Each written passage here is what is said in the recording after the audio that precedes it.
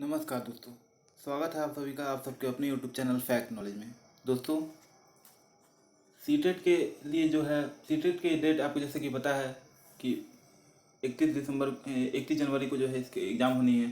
ठीक है, 31 जनवरी को एग्ज़ाम होनी है और ये लास्ट समय चल रहा है। ठीक है, जैसा कि आप सबको मैंने बोला था कि जो है आपको जो है इन लास्ट दिनों में आपको जो है अब टेस्ट हो रहा है। आपको एक तरह से समझिए कि अपने को जांचना है कि किस किस चीज़ में जो है मैं जो भी क्वेश्चन कर रहा हूँ अपने को जांचिए और उसके बाद से कौन सा आपका वीक पॉइंट है उस पर मेहनत कीजिए ताकि जो है एग्जाम में मार्क्स अच्छे कर पाएँ। तो मैं आपको टॉपिक वाइज क्वेश्चन करा रहा हूँ। आज मैं आपको child centred and progressive education topic से क्वेश्चन करा रहा हूँ। साथ ही क्वेश्चन के साथ साथ इस जो मैं डिस्क्रिप्शन उसका दूंगा और पूरा वो नोट्स की तरह काम करेगा। एक तरह से वो आपका एक नोट्स है। ठीक है, इस child centred and progressive education से एग्जाम में भर भर के क्वेश्चन आते हैं, बहुत अच्छे क्वेश्चन आते हैं ज़्यादा मात्रा में।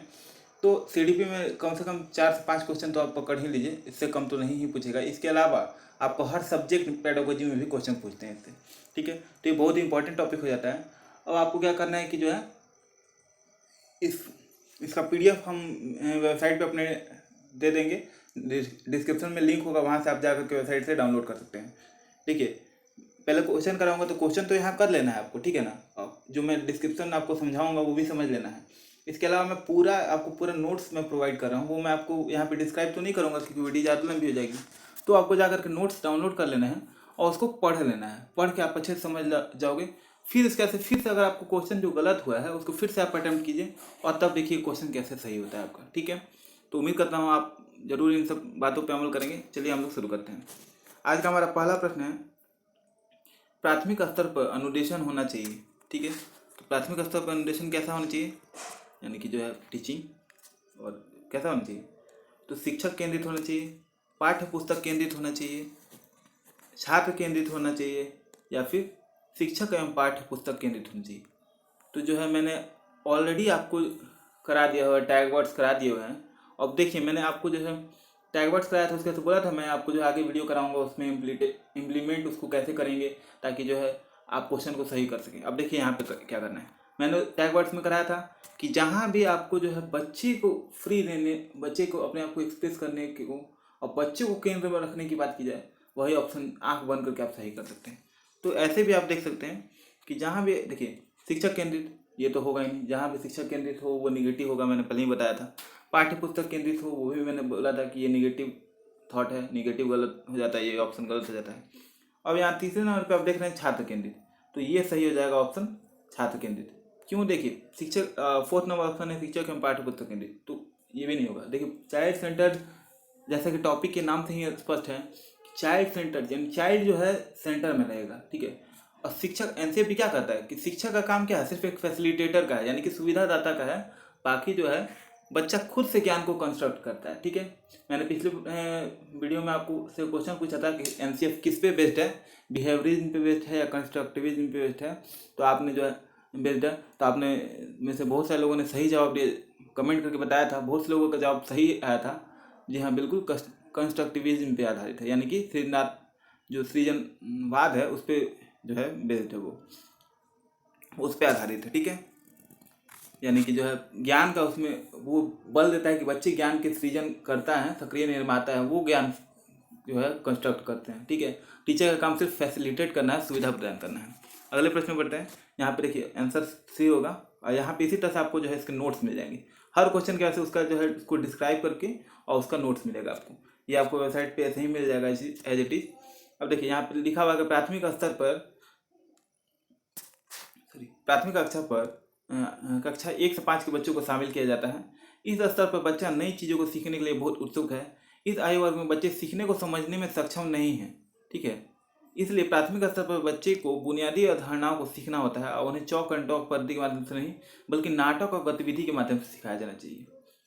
प्राथमिक स्तर पर ये नोट्स मैं आपको इसलिए प्रोवाइड कर रहा हूँ कि एक तो आप यहाँ पे प्रैक्टिस कर लोगे और जो अगर आपको कुछ कमी रह जा रही है या गलत वगैरह हो जा रहे हैं तो उसको इम्प्रूव करने के लिए आपको जो है नोट्स से रिवाइज कर लेंगे। लास्ट टाइम में आप रिवाइज कर लोगे, आपका सारा टॉपिक क्लियर हो जाएगा। इसी तरह से मैं बाकी सारे टॉपिक से मैं आपको जल्दी ही करा दूंगा। ठीक है, तो प्राथमिक स्तर पर शिक्षार्थी केंद्रित निर्देश क्या है। तो शिक्षार्थी केंद्रित विधि में यह मांग है कि शिक्षार्थियों के लिए सीखना सार्थक हो। ठीक है, इसमें मूल रूप से बच्चों की बातचीत को शामिल करने वाला एक बाल केंद्रित दृष्टिकोण होना चाहिए। गतिविधियाँ बच्चे के दैनिक जीवन के अनुभव के आधार पर दिलचस्पी या प्रासंगिकता होनी चाहिए। ठीक है। आयु, मानसिक स्तर और गतिविधियों के चयन के लिए बच्चे की योग्यता, रुचि और क्षमताएं मुख्य मापदंड होनी चाहिए। यानी कि बच्चे की जो आयु है, किस आयु वर्ग का बच्चा किस आधार पर किस लेवल तक का उसका कॉग्निशन जो है डेवलप हो गया रहता है, तो उसके उस आधार पर उसके लिए खेल निर्धारित करेंगे, उसके लिए गतिविधि निर्धारित करेंगे, ताकि वो उन चीज़ों को समझ सके और उसके द्वारा बच्चा जो है ज्ञान का निर्माण कर सके, बच्चा जो है सीख सके। ठीक है, उसका अधिगम हो सके।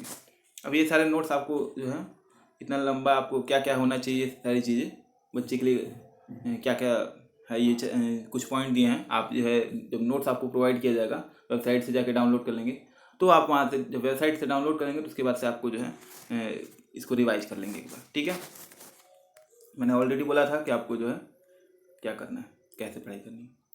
अब अगला प्रश्न,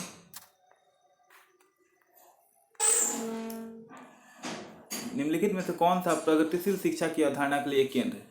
तो ये हमारा प्रश्न हो जाता है कि कौन सा प्रगतिशील यानी कि जो है प्रोग्रेसिव एजुकेशन की जो है कॉन्सेप्ट है, उसके लिए जो है एक केंद्र है, यानी कि सेंटर, उसका जो है मेन मुख्य बिंदु कह सकते हैं वो है। ठीक है, तो ऑप्शन देख लेते हैं। हर बच्चे की सामर्थ्य और क्षमता में विश्वास। सेकेंड ऑप्शन है मानक निर्देश और मूल्यांकन।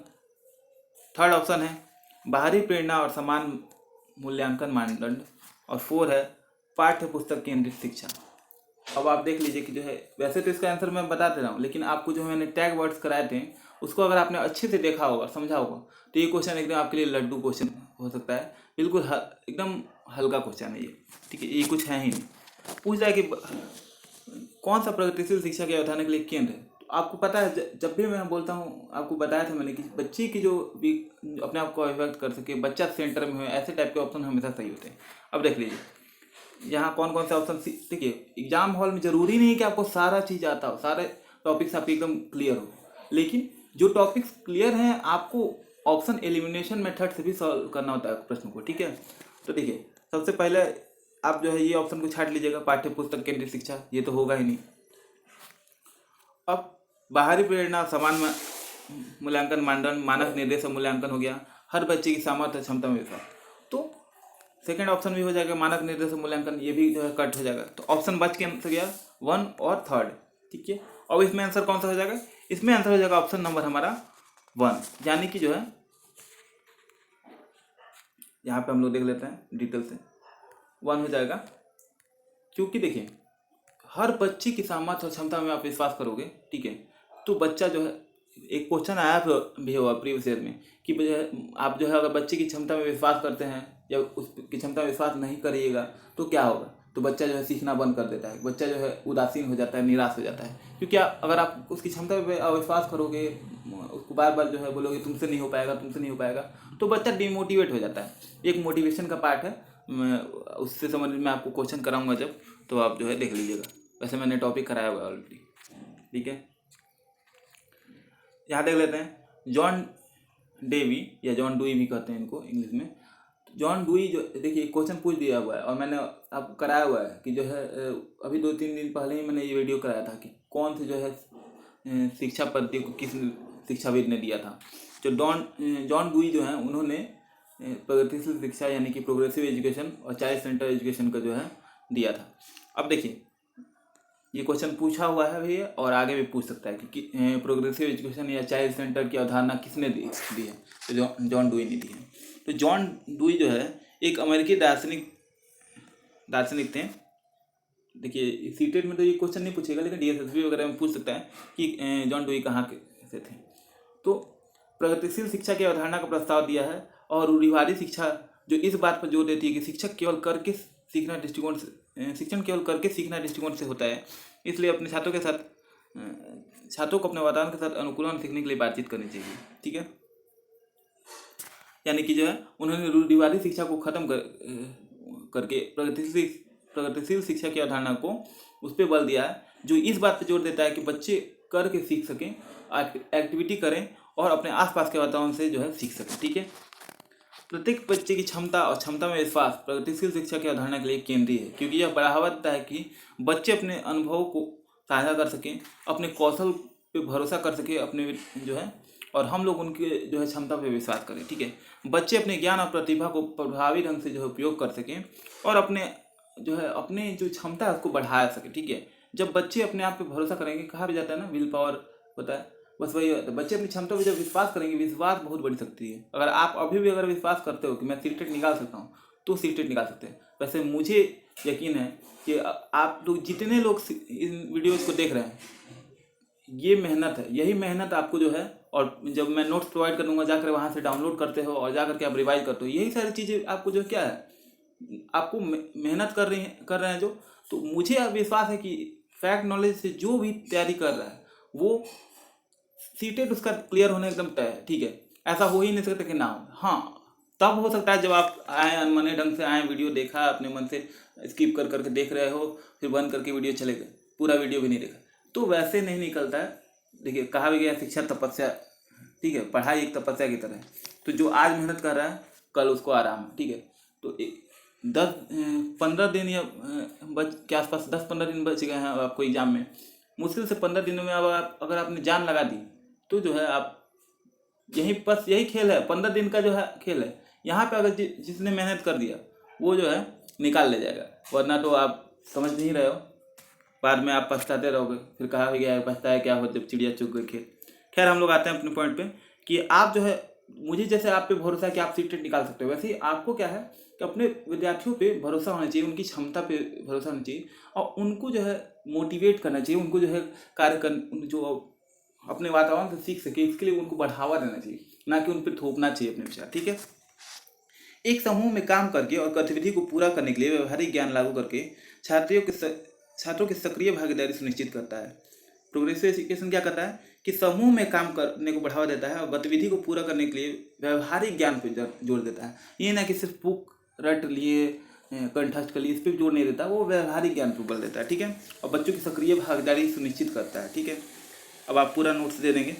प्रगतिशील शिक्षा किस पे बढ़ावा देता है, तो विवेचनात्मक सोच, समस्या सुलझाने के कौशल, छात्रों द्वारा सक्रिय जुड़ाव और सामाजिक संचार कौशल विकसित करता है।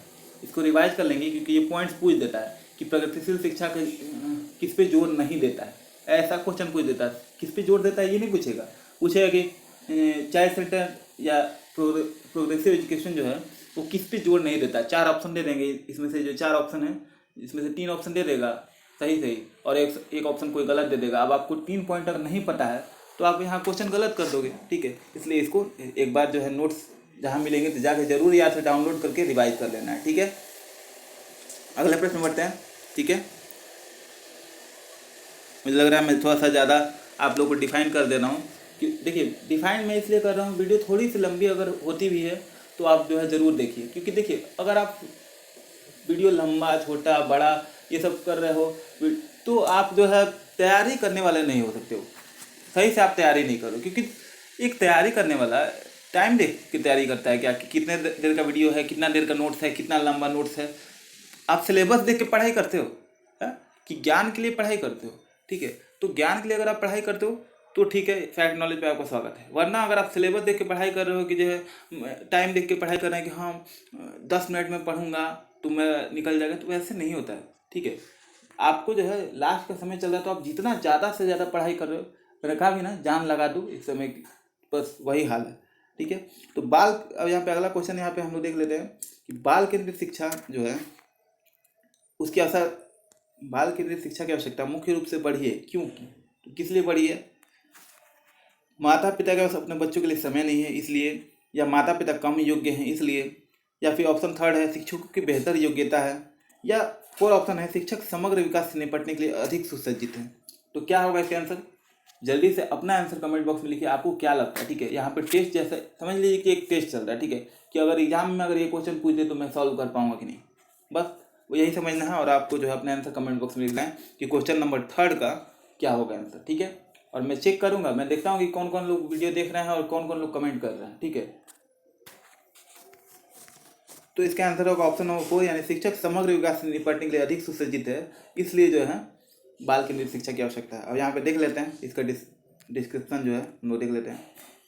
बाल केंद्रित जो है शिक्षा है वो इस दृष्टिकोण से कि विद्यार्थी या बच्चा और शिक्षक इस दृष्टिकोण में शिक्षार्थी या बच्चा और शिक्षक नहीं शैक्षिक कार्यक्रम का मुख्य केंद्र बिंदु है। यानी कि जो है शिक्षक शैक्षिक कार्यक्रम का मुख्य बिंदु नहीं है, बल्कि जो बच्चे हैं वो मुख्य बिंदु हैं। बाल केंद्रित शिक्षा इस पर बल देता है। ठीक है, यह शिक्षण के बजाय सीखने पर जोर देता है। यानी कि जो है ये टीचिंग पे जोर नहीं देता है, ये जोर देता है कि बच्चे क्या सीख सकते हैं, बच्चे को सिखाना कैसे है, बच्चा सीख कैसे सकता है, इस पर जोर देता है।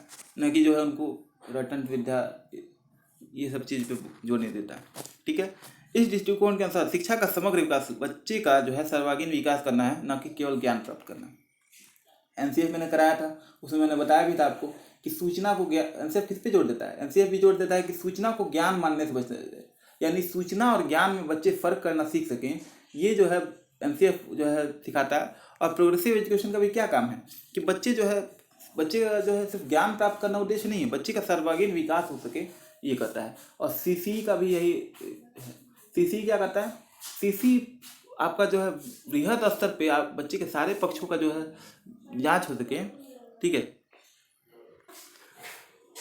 यह शिक्षण के बजाय सीखने पर जोर देता है। ठीक है, अब पाठ्यक्रम इस दृष्टिकोण के अनुसार विभिन्न स्तर पर शिक्षार्थी की जरूरत, रुचि और अभिरुचि क्षमता पर आधारित होनी चाहिए, ताकि अपनी क्षमता का पूरा एहसास हो और वो उसको पूरा तरह से यूटिलाइज कर पाएँ। ठीक है, चलते हैं अगले क्वेश्चन पे।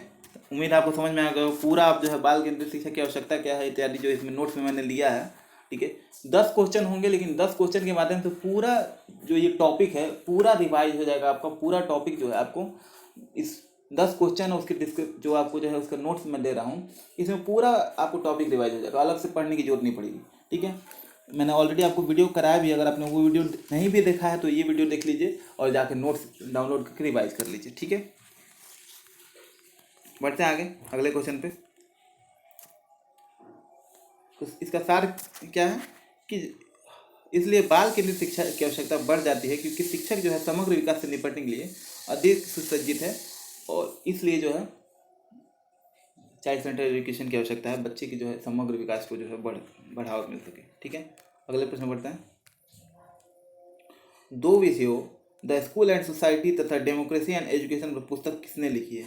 ये दो विषय school and society of democracy and education पे मुझे नहीं लगता कि आप में से किसी को भी संदेह होना चाहिए। ऑब्वियस सी बात है कि मैंने शुरू में ही आपको बता दिया है। ठीक है, तो आप सबको पता होगा। आंसर जल्दी से कमेंट बॉक्स में बताइए। 4 ऑप्शन हैं, email दुर्कीम, John dewy, pilo fryer और बासिल बर्नस्टीन। ठीक है, तो इसमें से चारों में से कौन सा आंसर सही होगा, जल्दी से अपने कमेंट बॉक्स में बताइए इसका आंसर। ठीक है, इसका आंसर हो जाएगा ऑप्शन नंबर 2 यानी जॉन डुई। जॉन डुई जो हैं इसके जो हैं लेखक हैं। अब देखिए कैसे ये आसान क्वेश्चन था, क्योंकि मैंने ऑलरेडी बता दिया है कि चाइल्ड सेंटर प्रोग्रेसिव एजुकेशन का कॉन्सेप्ट किसने दिया था, जॉन डुई ने दिया था। और ऑब्वियस सी बात है कि मैं यही आपको वीडियो करा रहा हूँ, इसी टॉपिक को करा रहा हूँ, तो इन्हीं से संबंधित क्वेश्चन होगा। ठीक है, तो आप थोड़ा सा कॉमन लगा के भी क्वेश्चन को सॉल्व कर सकते थे। बाकी आप एग्जाम में अगर ये क्वेश्चन आप पढ़ के जाइएगा, क्योंकि ये समझने वाला खेल नहीं है, इसको रट के जाना है कि ये दोनों बुक जो है इन्होंने लिखा है, द स्कूल एंड सोसाइटी और डेमोक्रेसी एंड एजुकेशन।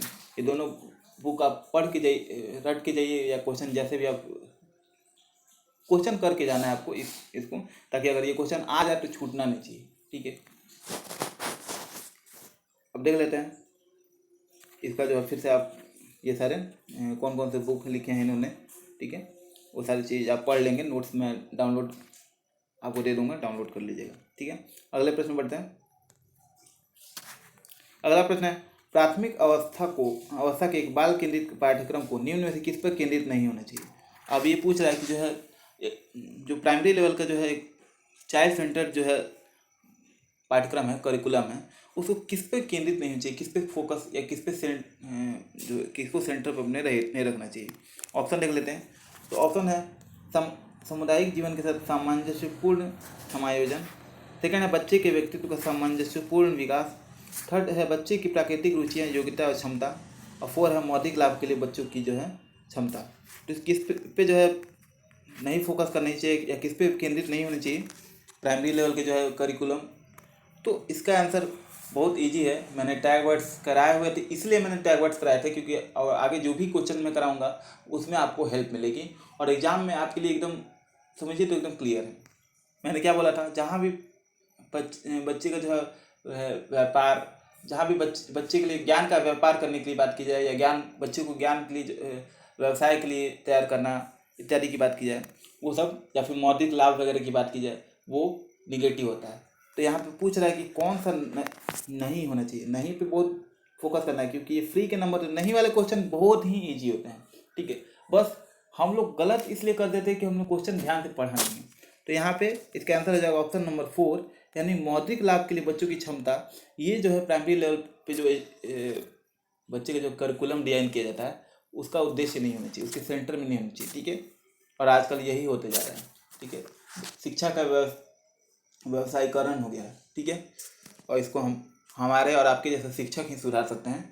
और नई शिक्षा नीति तो खैर आ ही गई है, लेकिन नई शिक्षा नीति भी कब कारगर होगी, जब आपके जैसे शिक्षक और हमारे जैसे शिक्षक इसको लागू करेंगे, अपने जीवन में उतारेंगे। ठीक है, तो ये नोट्स यहाँ पे है, आप देख लेंगे कि एक बाल केंद्रित पाठ्यक्रम जो है उस पाठ्यक्रम को संदर्भित करता है कि जो बच्चे की जरूरत, अनुभव और समझ को प्रधानता देता है, न कि जो है उनके मौद्रिक लाभ या उनको जो है तैयार किया जाए व्यवसायीकरण के लिए इत्यादि के लिए, नौकरी वगैरह के लिए तैयार किया जाए इसके लिए। ठीक है, मैंने पहले ही बताया कि बच्चे का समग्र विकास करना या सर्वांगीण विकास करना ही इसका उद्देश्य है। ठीक है, पूरा पढ़ लेंगे आप नोट डाउनलोड करके। अगला है शिक्षार्थी केंद्रित कक्षा में शिक्षक होगा, तो शिक्षार्थी केंद्रित कक्षा में शिक्षक क्या होगा? बहुत इजी क्वेश्चन है। ऑप्शन है बच्चों के लिए अधिगम सुविधा के लिए एक दूसरे के साथ प्रतिस्पर्धा करने के लिए प्रोत्साहित करे। ठीक है, सेकेंड ऑप्शन है व्यक्त करे कि वह छात्रों से क्या करने की उम्मीद करती है और फिर उन्हें ऐसा करने के लिए दिशा निर्देश दें। थर्ड है ऐसे तरीके अपनाएं जिसमें शिक्षार्थी को स्वयं अधिगम के लिए पहल करने के लिए प्रोत्साहित हो। और फोर्थ ऑप्शन है मुख्य तथ्यों की व्याख्या करने के लिए व्याख्यान विधि का उपयोग करें और फिर शिक्षार्थियों का उनके ध्यान के लिए आकलन करें। ठीक है, तो चारों ऑप्शन में से कौन सा सही होगा? ठीक है, कि शिक्षार्थी केंद्रित कक्षा में शिक्षक होगा तो क्या होगा, शिक्षक की भूमिका क्या होगी? तो इसका आंसर होगा ऑप्शन नंबर हमारा बिल्कुल सही, थर्ड। क्योंकि ऐसे तरीके अपनाने चाहिए, यानी ऐसे तरीके अपनाना है इसमें कि शिक्षार्थी को स्वयं अधिगम के लिए पहल के लिए प्रोत्साहित करना है। साइड सेंटर एजुकेशन का क्या लक्ष्य है कि बच्चा अपनी क्षमता का विकास कर सके।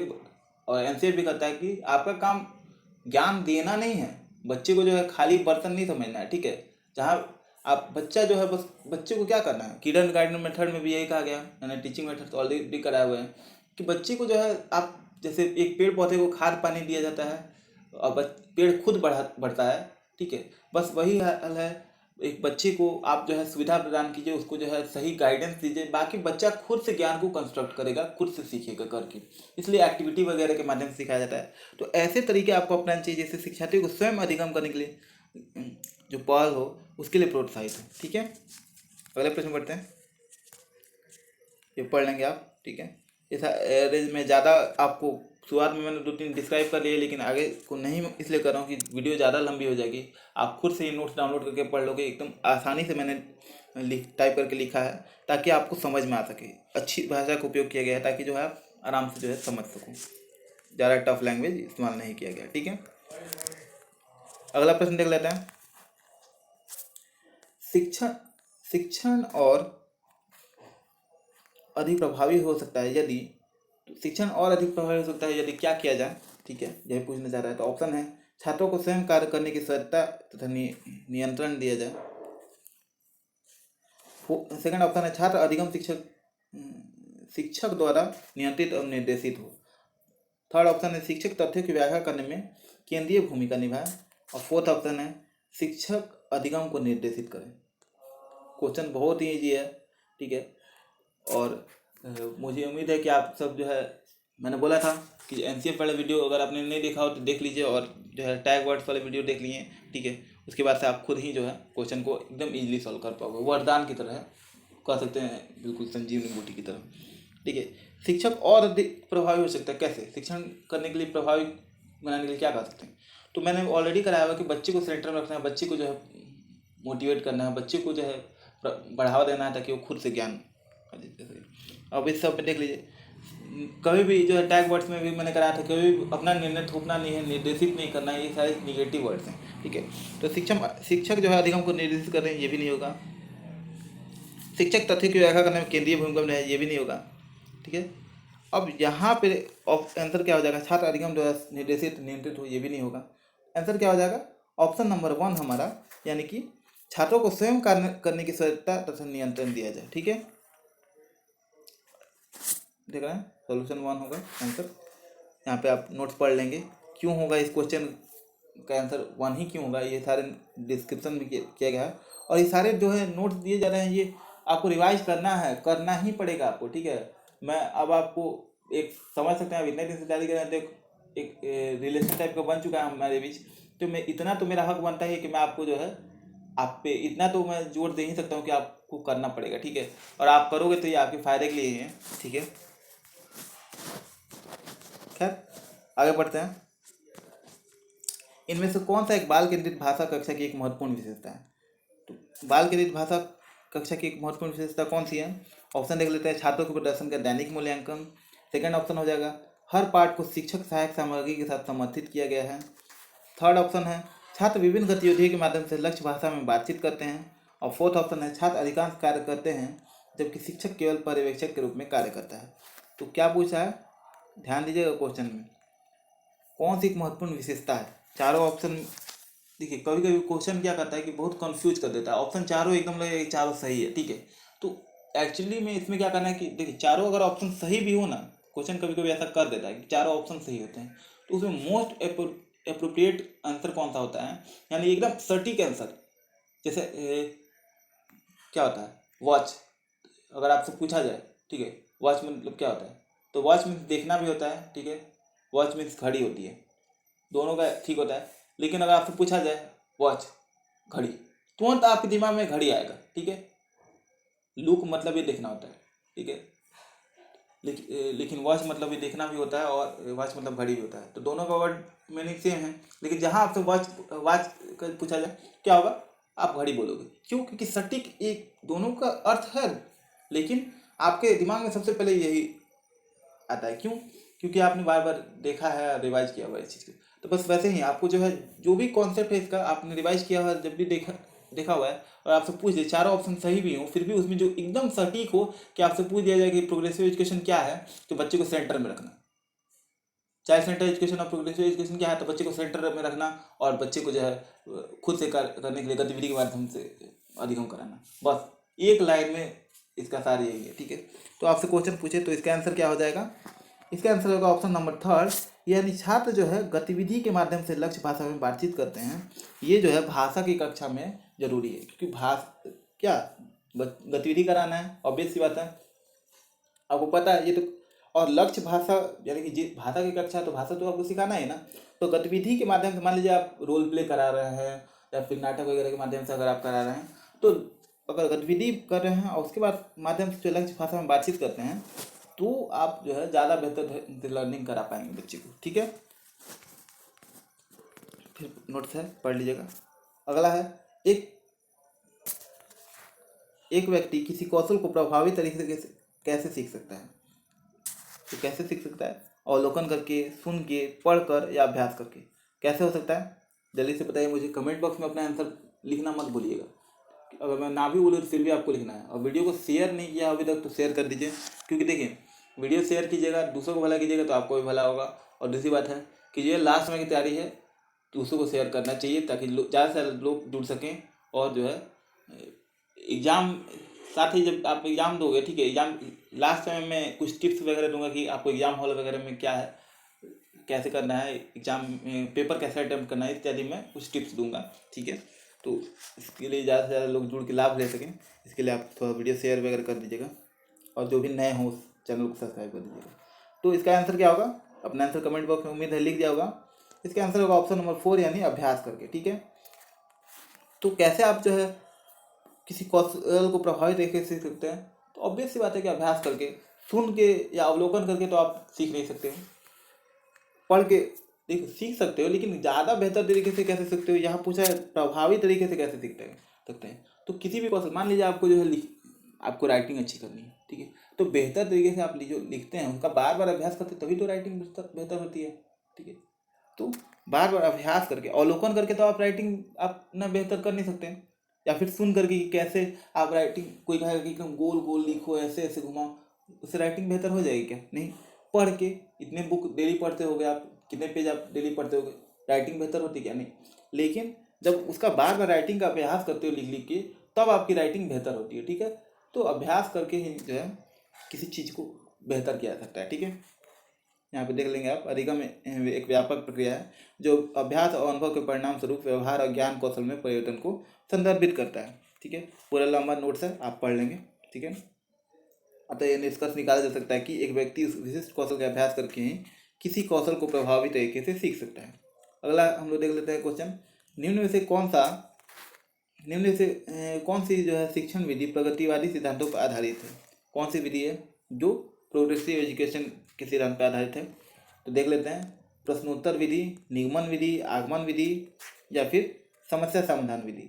तो जल्दी से बताइए इसका आंसर क्या हो जाएगा? इसका आंसर हो जाएगा ऑप्शन नंबर हमारा, कमेंट करके बताइए, बिल्कुल सही आंसर ऑप्शन नंबर हमारा 4, यानी कि समस्या समाधान विधि।